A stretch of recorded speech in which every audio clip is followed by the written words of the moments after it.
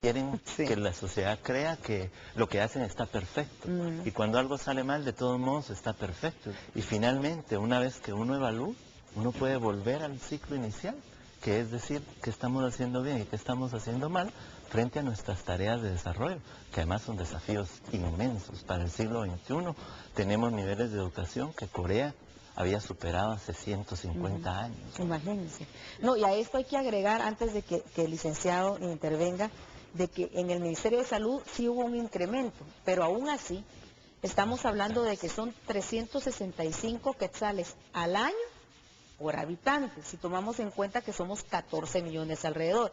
Quiere decir que tenemos en salud un quetzal diario para nuestra salud, los guatemaltecos. Y ¿Sí, licenciado? ese incremento no llena, no cubre las necesidades básicas que demanda la sociedad guatemalteca. Pero ahí a lo que decía Jonathan es que caemos al inicio de la plática, ¿verdad?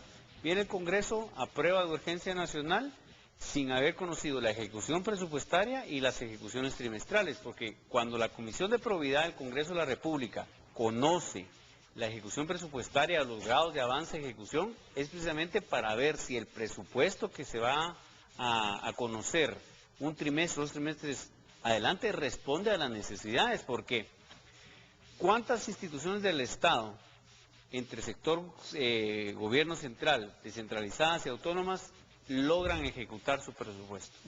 Y eso es una pregunta que hay que hacerse. Nos vamos a dar cuenta que por lo menos 7 de 10 no ejecutan su presupuesto. 2, ¿verdad?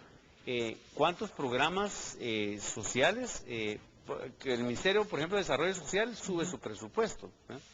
Pero son programas de subsidio inmediato, que no van a generar ni crecimiento ni desarrollo económico 2 años o 3 años después. Y entonces se vuelve a la cadenita populista de términos del Estado, pero básicamente este presupuesto también puede crear falsas expectativas, por ejemplo, con los 334 alcaldes, porque el aporte constitucional hacia las municipalidades sí ha generado desarrollo, pero si el Estado no logra hacer la captación inmediata de los recursos que necesita, aunque se ha quedado presupuestado esa cantidad para el aporte constitucional para las 334 municipalidades, la realidad es que no se va a poder cumplir con ese aporte. Entonces, el crecimiento que se puede dar por los entes autónomos, ¿verdad?, de la economía y los factores sociales de la economía, se va a ver truncado porque el Ministerio de Finanzas va a ser incapaz, primero, en la SAT de recaudar, y segundo, en finanzas de redistribuir. Ahora, aquí quiero regresar a lo que la licenciada García mostraba preocupación. Son aproximadamente 68 organizaciones no gubernamentales. Estamos hablando un 3 de incremento en el presupuesto de estas.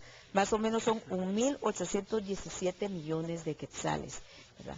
¿Cómo determinar realmente si estas organizaciones no gubernamentales están cumpliendo, ¿verdad?, con la ley, lo mínimo de la ley, y por supuesto con el trabajo que se les está dictaminando en su momento, ¿verdad? Ese es el problema cuando no hay una ley de transparencia, ¿verdad? Cuando no hay fiscalización de estos ingresos públicos a estas organizaciones no gubernamentales, y pues se abre la puerta a estos actos anómalos o de corrupción, ¿verdad? Eso es como importante que exista para nosotros. Hay una buena cantidad de fondos públicos que se están destinando a estas organizaciones, pero ¿cómo se están utilizando? ¿Se está ejecutando lo que se está solicitando? Esas son las preguntas que tenemos que hacernos y como sociedad exigir que haya una fiscalización de estos fondos. Ahorita no hay forma de fiscalizar estas organizaciones, licenciada.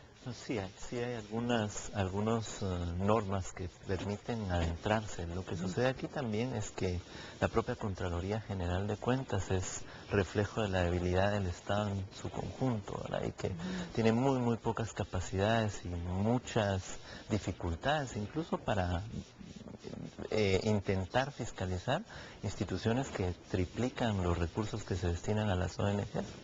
El propio Ministerio de Comunicaciones, que a lo largo del tiempo nos genera esa deuda ilegítima, es una institución a la que la Contraloría debería darle seguimiento puntual.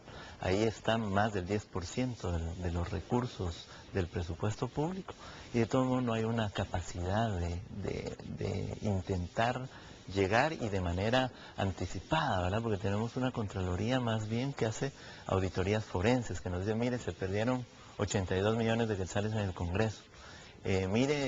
Faltan 1.000 millones de quetzales en tal otra institución.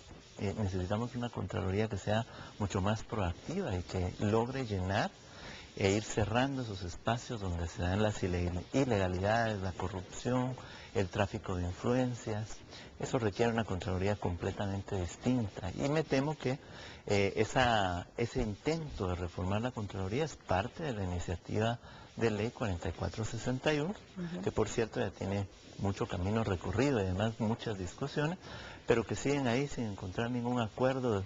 Ojalá esos 106 votos que aprobaron la presidencia del Congreso, esos 105 votos que casi a ojos cerrados aprobaron el presupuesto, tuvieran un poquito de legitimidad ante la sociedad y lograran aprobar también la ley que regula el secreto bancario, si de verdad queremos luchar contra la evasión y la elusión tributaria.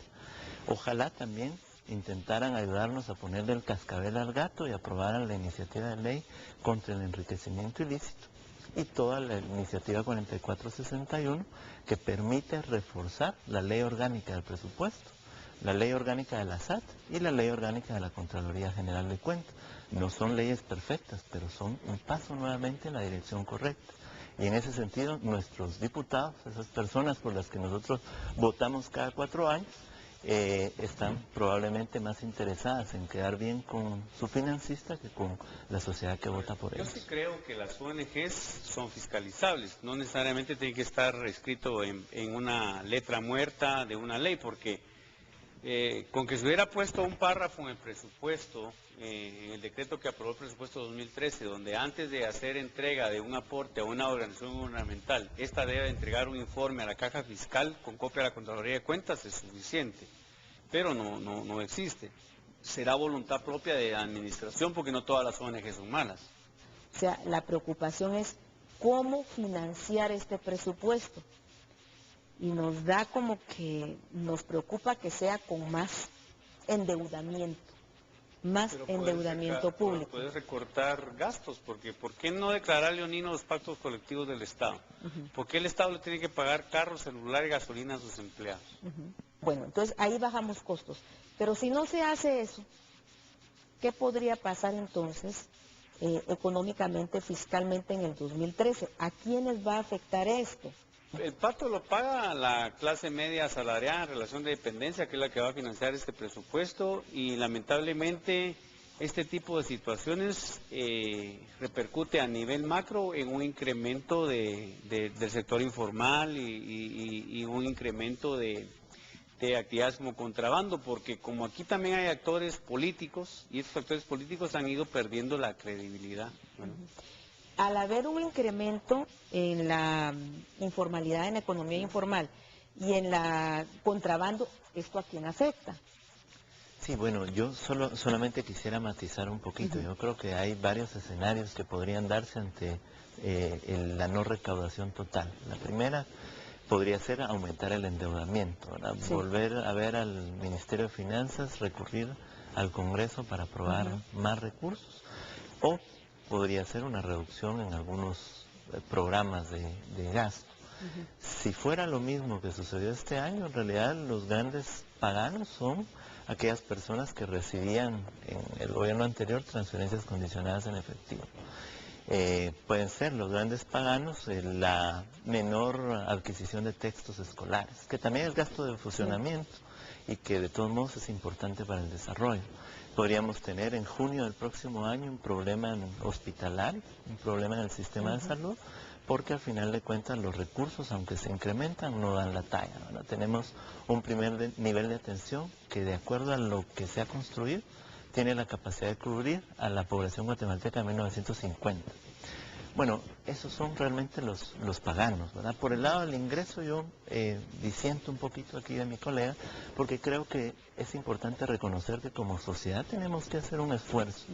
Lo que pasa es que para que eso sea legítimo, hay otros miembros de esta sociedad que tienen que pagar impuestos. Y aquí me refiero, entonces a los sectores más pujantes de la economía, ¿verdad? La minería no debería de llegar a ser un acuerdo de caridad para el Estado, porque nosotros los empleados en relación de dependencia nunca vamos a poder decirle al Estado, mire, yo este año le quiero pagar 10% más, y si ya no quiero, ya no se lo pago. Sí. A nosotros nos imponen lo que hay que pagar, y esas son las reglas de una vida en sociedad. Pero hay sectores pujantes, la minería, las explotaciones de recursos naturales, las zonas francas, las maquilas, que están teniendo ciertos niveles de actividad económica buenos.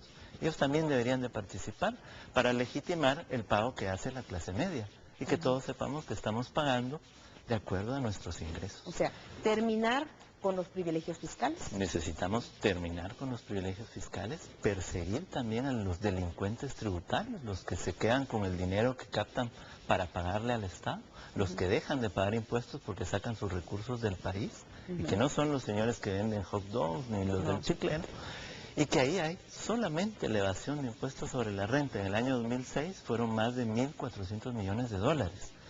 Eso quiere decir que podríamos financiar casi a otro Ministerio de Educación.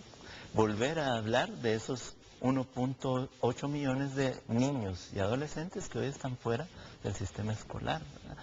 Bueno, los grandes paganos siempre van a ser la gente más vulnerable, porque como siempre se nos ha dicho en Guatemala, la cinta se corta por el lado más delgado.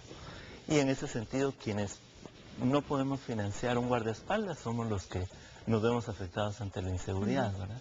Quienes no tenemos un empleo con un salario digno son quienes padecen desnutrición, ¿verdad? Entonces, los grandes paganos son los de siempre, los que hace muchísimos años han sido los paganos de un modelo de desarrollo en donde no cabemos todos, sino solamente ese 15% de la población, esos que nos llamamos clase media y que ganamos más de 6,000, y que a partir del próximo año nos toca aportar un poquito más, ¿verdad? Creo que hemos llegado al final de este programa, siempre con la esperanza de que el 2013 sea mejor para todos los guatemaltecos. Así que muchísimas gracias por haber estado con nosotros. Creo que fue un mapa bastante claro de lo que podría ser para el 2013. Y aprovecho para agradecer a Banquetes Kosher por el cafecito de hoy, que fue de Huehuetenango, con el cual analizamos lo que será el presupuesto del 2013. A ustedes, mis queridas amigas y amigos, los espero el próximo domingo en otro cafecito dominical.